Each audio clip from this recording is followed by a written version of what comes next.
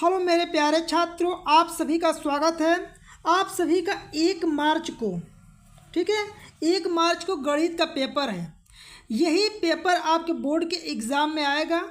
आप सभी को जितना भी पेपर कराएंगे, सिर्फ इन्हीं पेपरों को आप हल करके बोर्ड के एग्ज़ाम में चले जाते हैं तो आपको 70 नंबर का पेपर में पूरा टोटल 70 नंबर आएगा। ठीक है, तो चलिए वीडियो स्टार्ट करते हैं।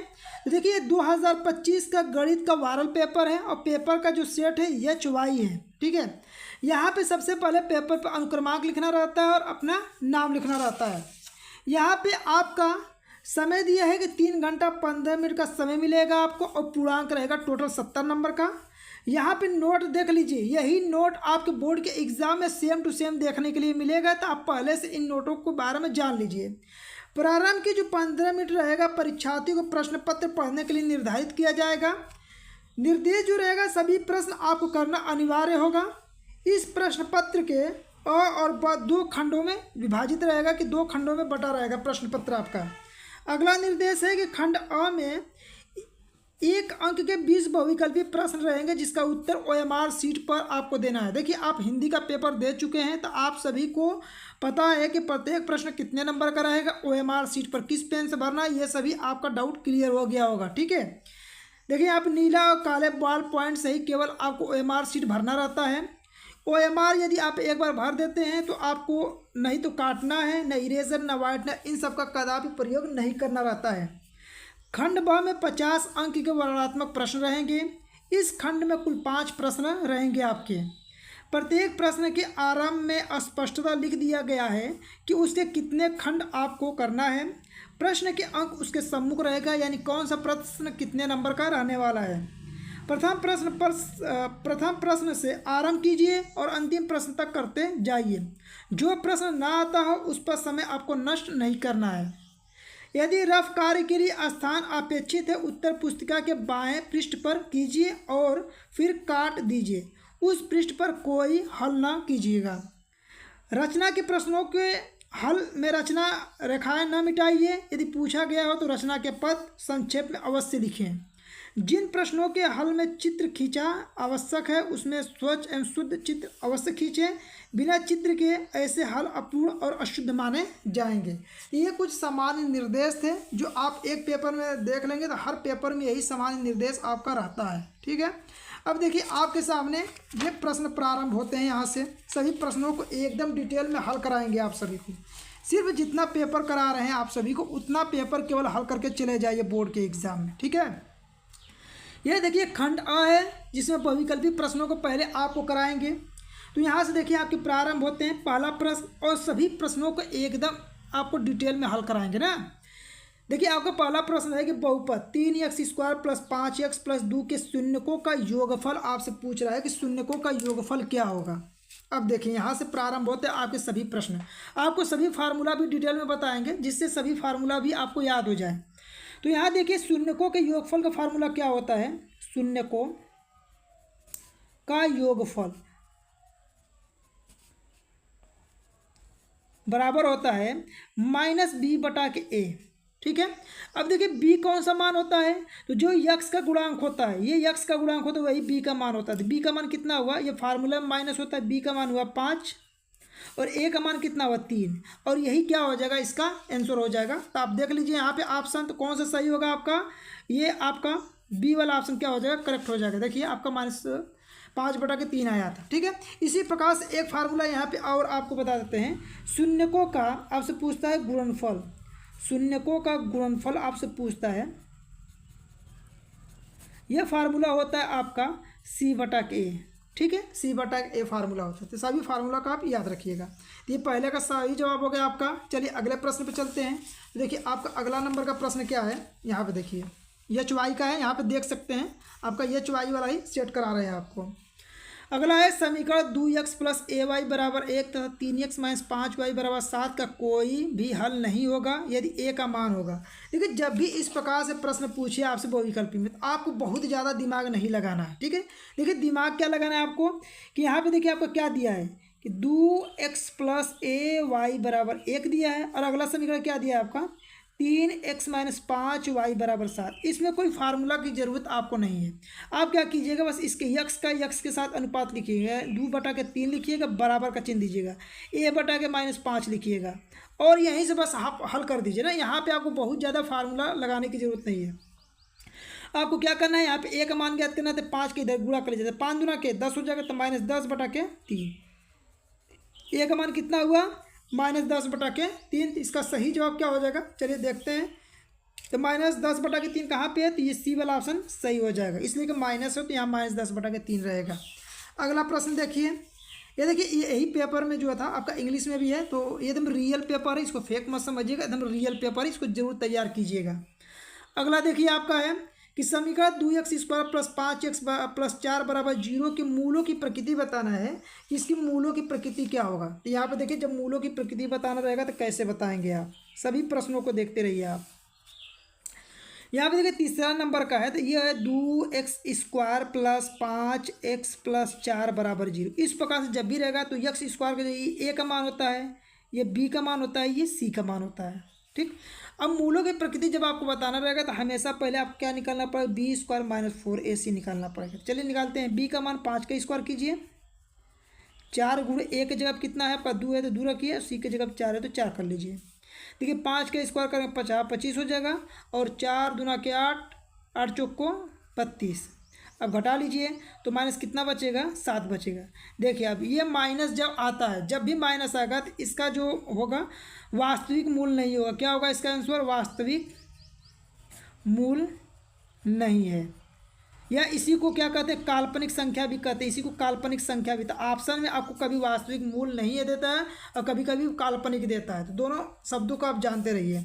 तो यहाँ पे देखिए वास्तविक मूल नहीं है, तो इस प्रश्न का सही जवाब क्या हो जाएगा, आपका डी वाला ऑप्शन करेक्ट हो जाएगा। अगला चौथा नंबर का प्रश्न देखिए। देखिए चौथा नंबर का प्रश्न क्या है आपका, पहले प्रश्न को ध्यान से पढ़िए। समानांतर श्रेणी 4, 9, 14 ... 254 का अंत से 10वां पद आपको बताना है। तो देखिए इसका पहले फार्मूला आप जाने, फिर इसके बाद सवाल को लगाइएगा। अंत से n वां पद का फार्मूला होता है l - n - 1 × d होता है। यहाँ पे l का मतलब होता है कि अंतिम पद, यहाँ पे l का मतलब क्या है आपका 254 है, n का मतलब ज्ञात करना है आपको, इसलिए कि यहाँ पे 10वां पद आपको बताना है, यानी कि n वां पद n का मान ज्ञात करना है। यहाँ पे देखिए आपका सॉरी दोस्तों, यहाँ पे देखिए 10वां पद दिया है ना, यानी n का मान कितना दिया है, 10 दिया है, ठीक है। d का मान कितना होगा, d का मतलब होता है सर्वांतर, सर्वांतर का मतलब होता है कि अगला पद में से पिछला पद घटाएंगे, यानी 9 में से 4 को घटा लेंगे, कितना हो जाएगा, 5 हो जाएगा। इसी को रख के हल कर लीजिए। चलिए इस फार्मूला में रख के हल करते हैं। देखिए यल की जगह कितना रखेंगे आप, तो यल की जगह पे आप रखेंगे कितना है, 254 है, माइनस यन की जगह कितना है, 10 माइनस 1, और डी का मान कितना है, डी का मान 5 है, ठीक है। ये 254 हो जाएगा, -10 में से गया 9 और गुणे 5 हो जाएगा, 254, 9 × 5 = 45, और 254 में से 45 घटाएंगे तो 209 बचेगा, और यही क्या हो जाएगा, आपका आंसर हो जाएगा, ठीक है। तो अंत से 10वां पद क्या हो जाएगा, तो 209। तो आपको ये फार्मूला याद रखना है कि अंत से n वां पद का आता है तो यल माइनस कोष्ट में n - 1 × d फार्मूला लगाते हैं आप, ठीक है। तो इसका सही जवाब क्या हो जाएगा, सी वाला ऑप्शन सही हो जाएगा। चलिए अगले प्रश्न पे चलते हैं। अगला प्रश्न देखिए 5वां नंबर का, कि चित्र में समरूप त्रिभुजों का एक युग्म है, इन्हें सांकेतिक रूप में व्यक्त करने का सही रूप क्या होगा। यह आपके सामने 2 त्रिभुज है, यहाँ पे इसका 4 ऑप्शन दिया है, इसमें से कौन सा ऑप्शन सही होगा। देखिए लिखने का तरीका क्या होता है, बहुत सटीक बताएंगे। देखिए बी कोण है ना, तो इसका मतलब बीच में क्या होना चाहिए, कोण के रूप में बी, और यहाँ पे क्या है, डी है, तो बीच में क्या होना चाहिए, डी होना चाहिए। चलिए ये ऑप्शन खोजते हैं, देखिए कहाँ पे, जैसे बी कोण है, यहाँ पे डी कोण है। देखिए ए बी सी, यहाँ बीच में तो बी है, लेकिन यहाँ पे बीच में डी नहीं है, इसका मतलब ये वाला ऑप्शन नहीं होगा आपका।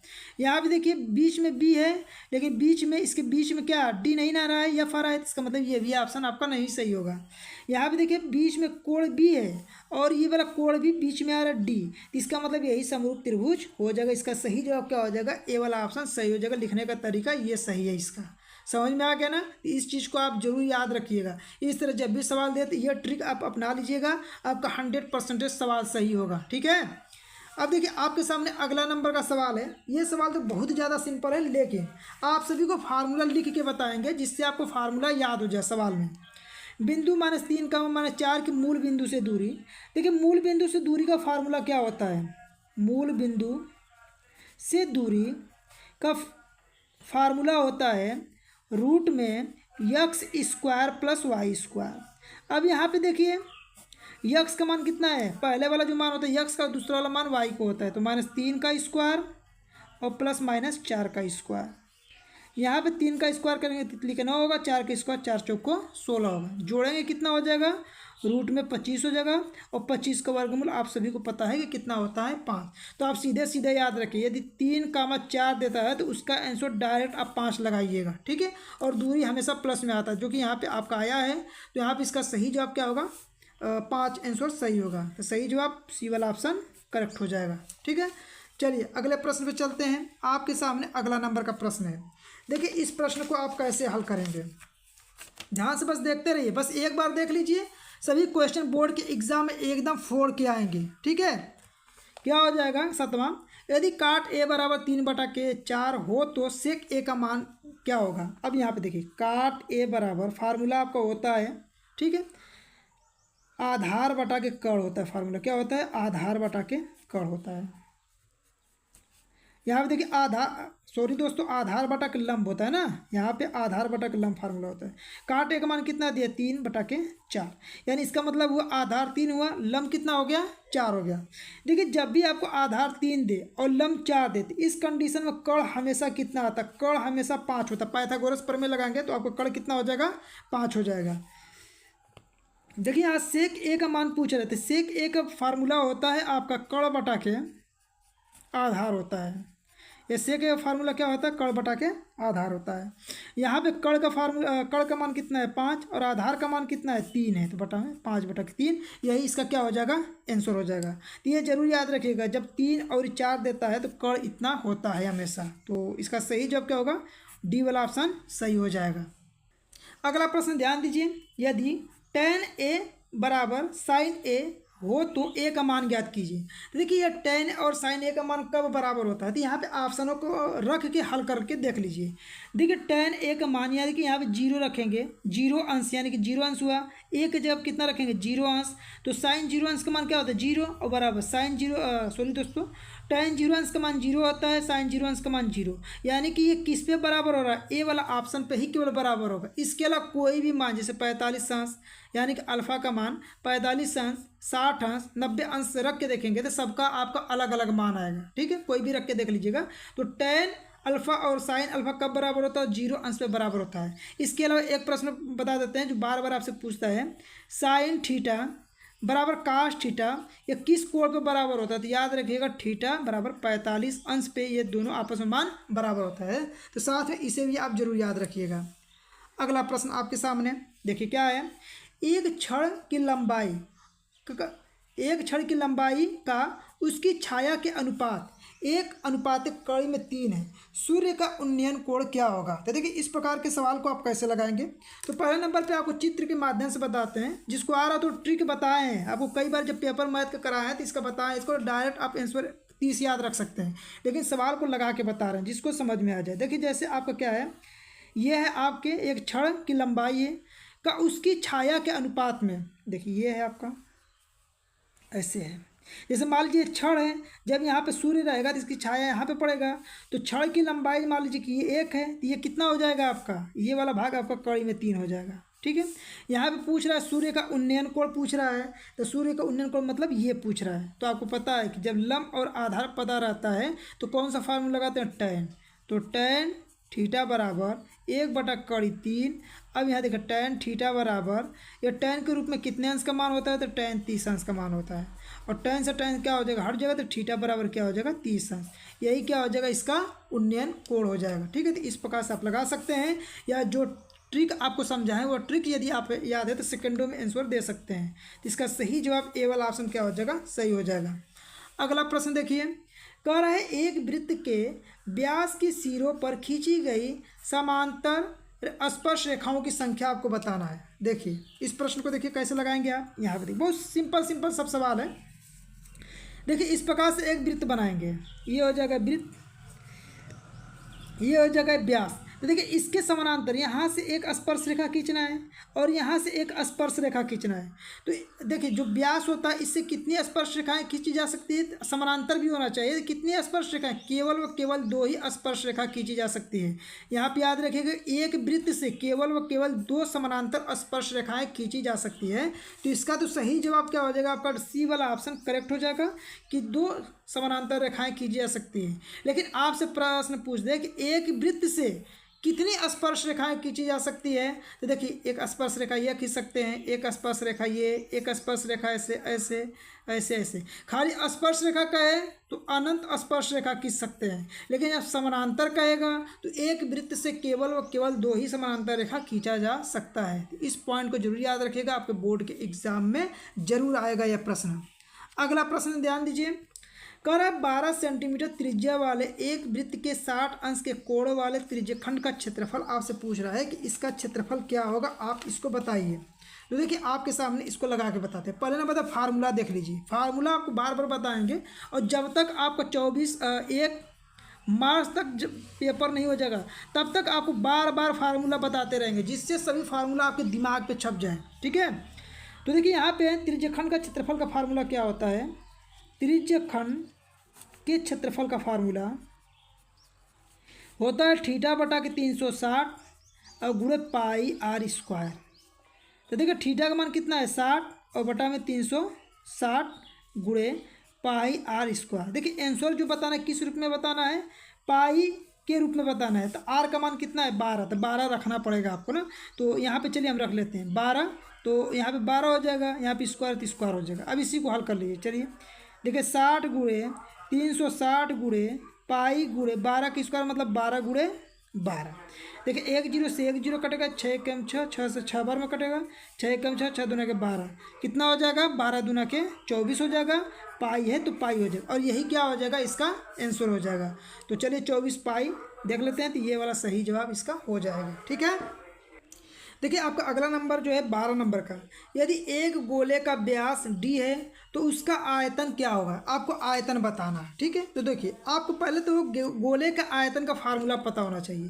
तो गोले का आयतन का फार्मूला होता है, गोले का आयतन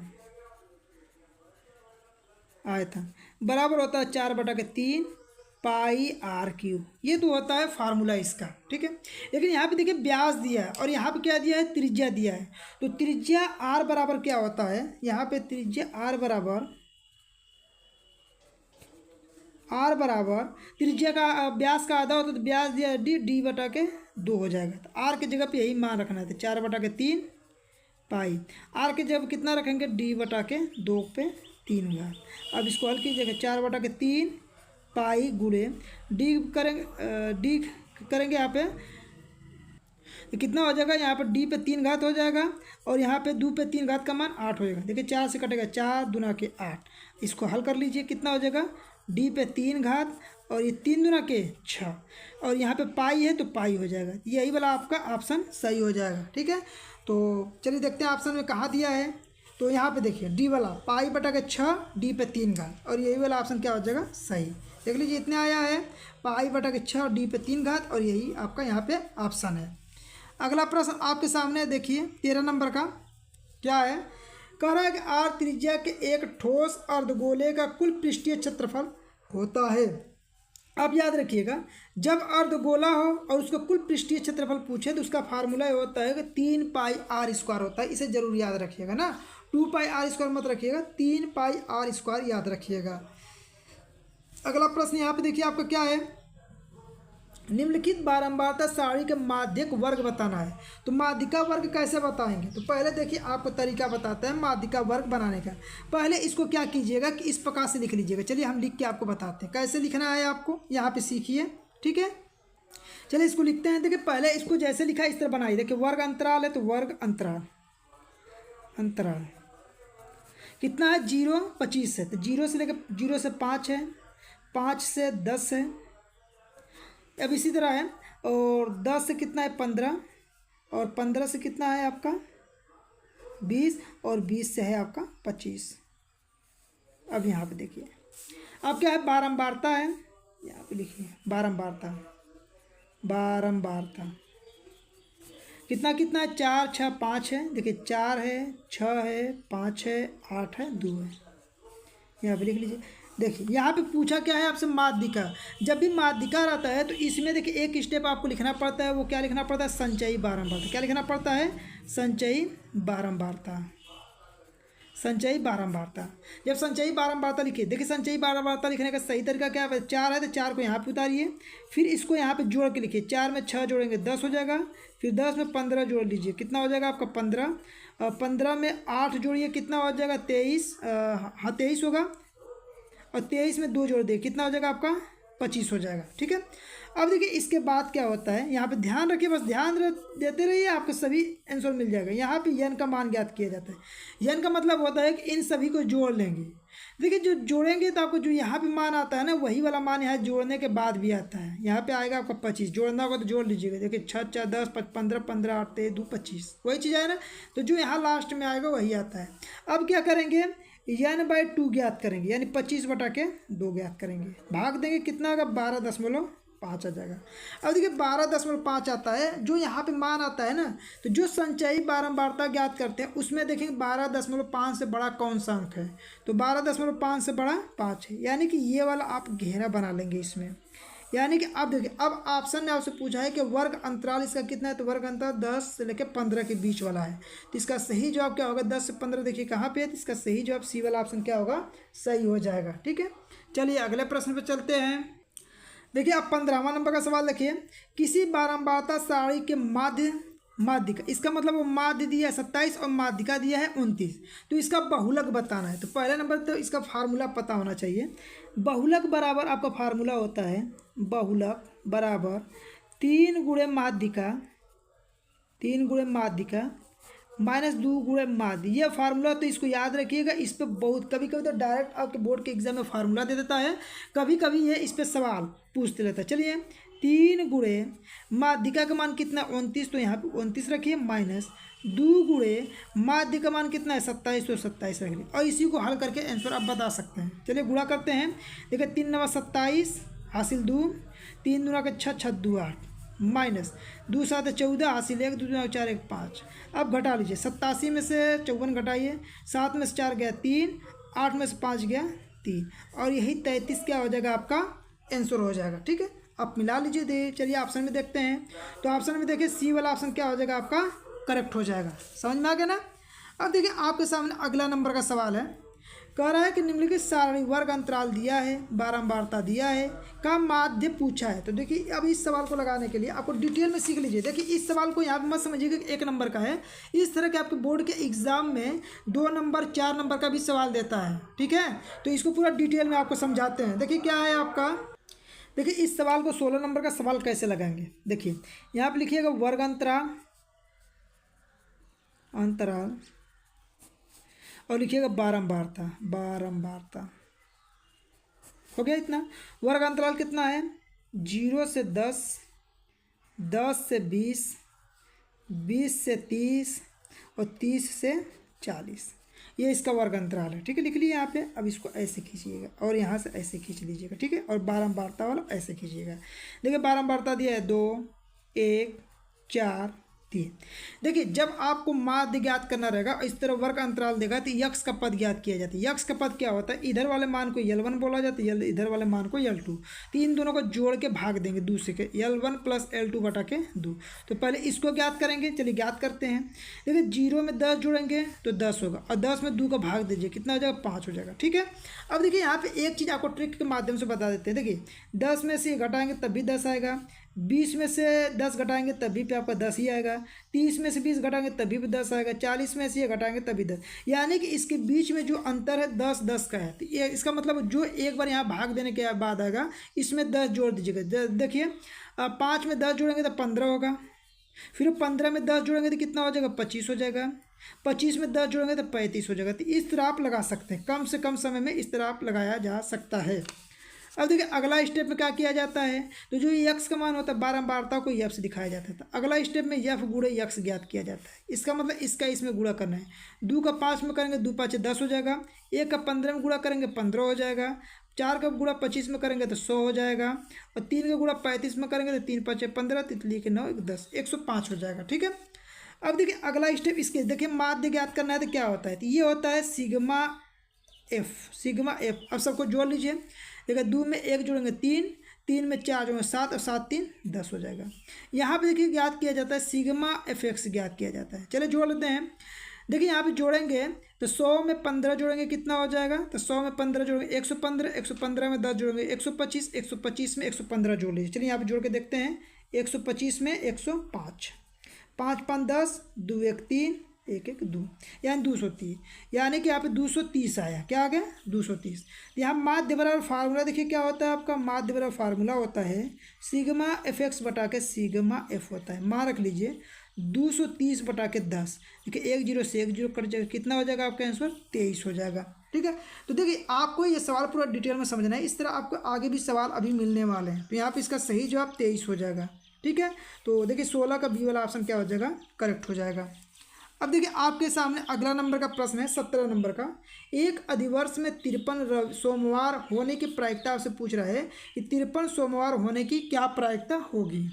देखिए इस अधिवर्ष का मतलब क्या होता है, इस अधिवर्ष का मतलब होता है लीप ईयर्स, लीप ईयर्स। अधिवर्ष का मतलब क्या होता है, लीप ईयर्स इसे बोलते हैं, या इसे ही अधिवर्ष बोलते हैं, अधिवर्ष। अब देखिए अधिवर्ष में टोटल एक साल में कितने दिन होते हैं, तो 366 दिन होते हैं। यदि सामान्य वर्ष रहता तो इसमें 365 दिन होते हैं, लेकिन लीप ईयर्स या अधिवर्ष का आता है 366 दिन होते हैं। ठीक है, अब देखिए 366 दिन होते हैं, तो सोमवार दिया है तो एक सप्ताह में कितने सोमवार होंगे, तो सिर्फ एक ही सोमवार होता है। तो यहाँ 7 का भाग दीजिएगा, देखिए पहले 7 का भाग दीजिए और देखिए कि एक साल में कितने आपके सोमवार पड़ जा रहे हैं। 366 होगा, भाग देंगे 7 5 35, 1 हो जाएगा, कट जाएगा, 7 दूना के 14, 2 हो जाएगा। ठीक है, इसका मतलब हुआ कि आपका एक अधिवर्ष में इतना 52 को सोमवार हो जाएगा। क्या हो जाएगा, सोमवार हो जाएगा, 52 सोमवार हो जाएगा। ठीक है, लेकिन 52 सोमवार तो होगा, ये चीज़ तो आपका जगह सही है, लेकिन ये 2 शेष दिन बच जा रहा है। यही 2 शेष दिन में अब कौन सा दिन आपका सोमवार होगा, ये घटना घटने की प्रायिकता हो जाएगा, और टोटल घटना क्या है, ये है, तो इसकी प्रायिकता क्या हो जाएगा, प्रायिकता हो जाएगा जो शेषफल यहाँ पे बचेगा वो अंश में हो जाएगा 2, और जिसका भाग दिए रहेंगे वो हर में हो जाएगा। यही इसकी प्रायिकता हो जाएगा, प्रायिकता 2 बटा के 7 हो जाएगा। ठीक है, तो इसका सही जवाब क्या होगा, ऑप्शन में देखते हैं, तो इसका सही जवाब सी वाला ऑप्शन क्या हो जाएगा, करेक्ट हो जाएगा। ठीक है, फिर भी किसी भी प्रश्न पे आपको डाउट होता है तो कमेंट बॉक्स में जरूर लिखा करें आप। अगला सवाल है कि 2 मित्रों का जन्म 2020 में हुआ था, प्रायिकता ज्ञात कीजिए कि दिनों का जन्मदिन, दोनों का जन्मदिन एक ही हो, मतलब एक दिन दोनों का जन्मदिन हो। तो देखिए बहुत सिंपल होता है, पहले मतलब तो 2020 का मतलब समझिए। 2020 ये एक ऐसा वर्ष होता है जिसमें 4 का भाग देने पे ये संख्या जब कट जाता है, वर्ष कट जाता है, तो उसे लीप ईयर्स कहते हैं, लीप ईयर्स। और इस लीप ईयर्स में टोटल कितने दिन होता है, 366 दिन होता है। तो दोनों का जो जन्म हुआ होगा 366 दिन में कोई एक ऐसा दिन होगा जिसमें उनका जन्म हुआ होगा।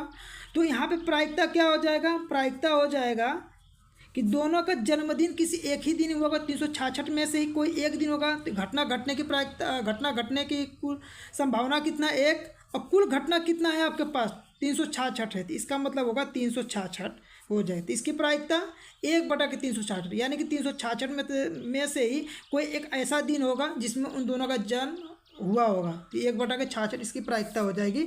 इसका सही जवाब देखिए आपके सामने कई ऑप्शन दिया है, तो इसका सही जवाब क्या लेंगे आप, बी वाला ऑप्शन करेक्ट रहेगा। यहाँ पे देखिए, यहाँ पे दिया 365, 365 मत लगाइएगा। जब साधारण वर्ष रहता है, साधारण वर्ष का मतलब जैसे 2020 है, 1900 या 2019 रहता है, यहाँ पे 2019 रहता, तो 1 बटा के 265 होता है। इसलिए कि जब 4 का भाग इसमें देंगे 2019 में, तो संख्या पूरा आपका नहीं कटेगा। ठीक है, तो ये साधारण वर्ष हो जाएगा। और जब लीप ईयर्स रहता है तो उसमें क्या हो जाएगा कि 366 दिन होता है, जो कि आपको अभी समझाए थे। अगला प्रश्न देखिए आपके सामने अगला प्रश्न 19 नंबर का क्या है, देख सकते हैं यहाँ पे कि 2 बिंदुओं 2,3 और 4,1 के बीच की दूरी पूछ रहा है कि इसकी दूरी क्या होगी। चलिए इसको डिटेल में एकदम समझिए आप। देखिए यहाँ पे इसको घेर देते हैं ऐसे पहले, और यहाँ पे पहले बिंदु लेते हैं। देखिए 2,3 है ये बिंदु हुआ आपका और 4,1 बिंदु हुआ। यहाँ पे इसका देखिए क्या होगा, इसको x1 मान लीजिएगा, इसको y1, इसको x2, इसको y2। देखिए दो बिंदु के बीच की दूरी का फार्मूला होता है, ये फार्मूला याद रखिएगा, अभी आपके सवाल में बहुत ज़्यादा यूज होगा। दूरी का फार्मूला होता है x1 माइनस x2 का whole square plus y1 minus y2 का होल स्क्वायर। अब यहाँ मान रख लीजिए, चलिए मान रखते हैं। x1 का मान दिया है 2 माइनस x2 का मान कितना है 4, यहाँ पे होल स्क्वायर हो जाएगा, प्लस y1 का मान दिया है 3 और y2 का मान दिया है 1 का स्क्वायर कर लीजिए। ठीक है, अब इसी को हल कर लीजिए केवल आप। देखिए कैसे हल करेंगे, 4 में से 2 गया 2, यानी -2 का स्क्वायर बचेगा, 3 में से 1 गया 2 का स्क्वायर हो जाएगा। यहाँ देखिए स्क्वायर कीजिए, देखिए 2 का स्क्वायर करें 2 दूना के 4, देखिए माइनस का स्क्वायर भी हमेशा प्लस होता है, 2 का स्क्वायर 2 दूना के 4, रूट में कितना होगा 4 4 8 हो जाएगा। देखिए अब रूट में 8 आंसर दिया है या किस रूट, देखिए रूट में 8 कहीं दिया है, नहीं दिया है। जब रूट में 8 नहीं दिया है तो इसको कैसे लिख सकते हैं, देखिए पूरा एकदम डिटेल में समझिए। 2 का गुणनखंड करेंगे 2 चौको 8 होगा, 2 दूना के 4 होगा, 2 1 2, जिसका जोड़ा बनेगा बाहर निकल जाएगा, तो इस 2 का जोड़ा बना 2 बाहर हो जाएगा रूट में, इस 2 का जोड़ा नहीं बन रहा तो ये अंदर रहेगा, तो ये आपको ऑप्शन मिलेगा। ठीक है, जब भी कड़ी में 8 आए तो आप उसे 2 कड़ी में 2 लिख सकते हैं। तो ऑप्शन में चलिए देखते हैं कड़ी 8 कहाँ पे दिया है। तो कड़ी 8 का जो मान होता है किसके बराबर होता है, 2 कड़ी 2 के बराबर होता है। ठीक है, अब अगला प्रश्न देखिए, आपका अगला नंबर का प्रश्न क्या है कि निम्नलिखित में से अपरिमेय संख्या आपको बताना है कि इसमें से अपरिमेय संख्या क्या है। देखिए अपरिमेय संख्या का मतलब होता है जिसका वर्गमूल ना निकल पाए, जैसे 25 का वर्गमूल निकल जाता है, 81 का वर्गमूल निकल जाएगा, 5/3 एक परिमेय संख्या, ये सब तो परिमेय संख्या है। लेकिन अपरिमेय संख्या के अंतर्गत क्या होगा, ये 5 प्लस कड़ी 2 कड़ी 2 का वर्गमूल निकलेगा नहीं, ये अपरिमेय संख्या हो जाएगा। देखिए अपरिमेय संख्या में आप याद रखिएगा, जैसे कड़ी 2 क्या होता है अपरिमेय होता है, कड़ी में 3 क्या होता है अपरिमेय होता है, कड़ी में 5 क्या होता है अपरिमेय होता है। तो जिसका वर्गमूल आप नहीं निकाल पाते हैं उसे आप अपरिमेय संख्या के अंतर्गत रखे हैं। ठीक है, तो चलिए यहाँ था 20 आपके बहुविकल्पीय प्रश्न इस पेपर का। तो आप कमेंट में लिख के जरूर बताएं कि आपके कितने प्रश्न सही हुए, यानी आप कितना प्रश्न अपने से कर सकते थे। ठीक है, अब अगला प्रश्न आपके सामने यहाँ पे देख सकते हैं, यहाँ पे देखिए खंड ब। अब खंड ब जो होता है तो यहाँ पे आपके सामने प्रश्न है, इसको होमवर्क में आप रखिए, इन सभी प्रश्नों को आप लगाइएगा। पहले आपसे देखिए कितना प्रश्न आप लगा सकते हैं। आपको देखिए बता देते हैं कि कुछ समय के बाद इसका पार्ट 2 लाएंगे। ठीक है, कि जिससे बहुत ज़्यादा वीडियो बड़ा ना हो और आप आसानी से समझ जाए। पार्ट 1 करा चुके हैं, इसका पार्ट 2 कुछ समय के बाद लाएंगे जिसमें आपके ये दीर्घ उत्तरी प्रश्नों को कराएंगे। तो ये था आपका पार्ट 1, जो आप ये वीडियो है आपका पार्ट 1। कुछ समय के बाद इसका पार्ट 2 आएगा जिसमें दीर्घ उत्तरी प्रश्नों को कराया जाएगा। ठीक है, तो इसी प्रकार से जितने भी पेपर हैं सभी पेपरों को एकदम डिटेल में कराएंगे। सिर्फ जितना पेपर करा दे इन्हीं सभी पेपरों को आप बोर्ड के एग्जाम में हल करके चले जाइए। आपसे गारंटी के साथ लिखित देते हैं कि जितना पेपर कराएंगे यदि आप अच्छे से हल करके चले गए तो 70 में 70 आपको लाने से कोई नहीं रोक सकता है। ठीक है, तो वीडियो पसंद आए तो वीडियो को लाइक करें, चैनल पे नए हैं तो चैनल को सब्सक्राइब कर लें और अपने दोस्तों के पास अधिक से अधिक वीडियो को शेयर करें।